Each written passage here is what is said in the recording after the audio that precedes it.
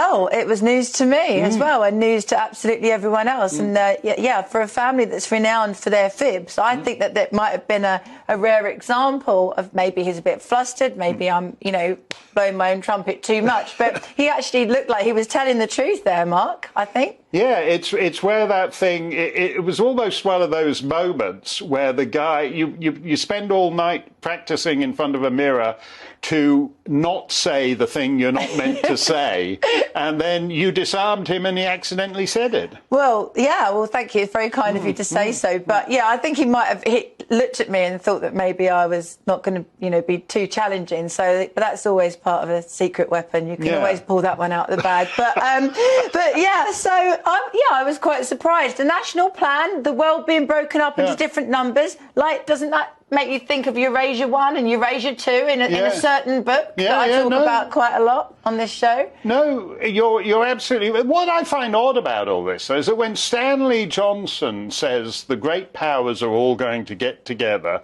and parcel out the carbon allowance for the planet, and then as part of some national plan, people are going to be told you won't be allowed to get on a plane. Yeah, who? That sort of passes without notice. But then if you were to say, oh, well, Stanley Johnson says that certain people aren't going to be allowed to, are going to be prevented from boarding planes in the future, people just say, oh, well, you're just some conspiracy theorist. You're one of these great reset conspiracy theorists type. He just said it on television. Yeah, well, you were talking before about hiding in plain sight. I think maybe this interview is going to, you know, get the message out there. But then I keep saying that, don't I? That this will change things.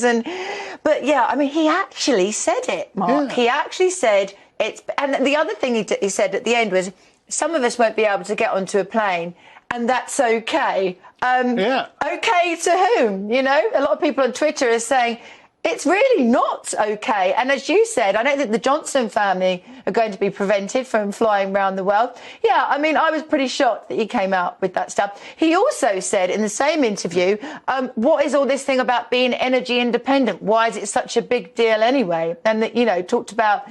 He didn't want to talk about China, though. I did ask him, Mark, but he didn't want me to. Well, here's the interesting thing. I mean, he has these interesting business connections with China. So do other members of his family. Now, why would the Chinese government be interested in doing deals with members of the Johnson family? It's the same reason that Joe Biden's brother and Joe Biden's son are doing all these deals with Chinese companies. It's funny that, isn't it? You know, when there's a close relative that's either prime minister or president, suddenly everybody wants to give you some cash. Yeah, very strange. But he also said that we've never been energy or food independent. Well, I think that would be news to a huge amount of people. We were a net exporter of energy until relatively recently. Well, his point that he's making is, why are you being so parochial and thinking about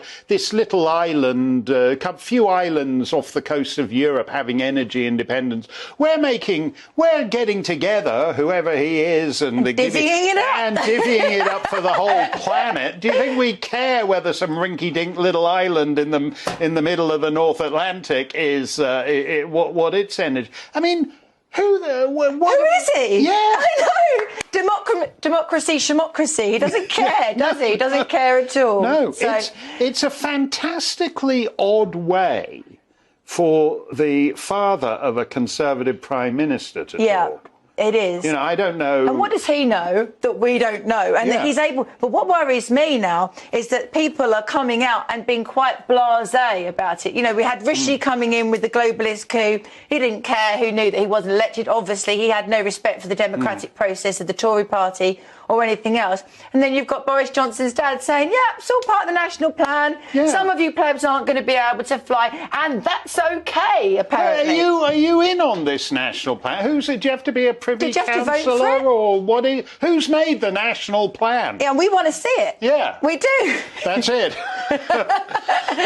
Were you in on the national plan? Did you get to sit around the table in the underground secure bunker and come up with the national plan cat? with Stanley Johnson? Were you the one stroking the cat while they came up with the national plan? We'd like to come on, give us a call and give us what else is in there. Yeah. Well, thank you, Lois. I've no.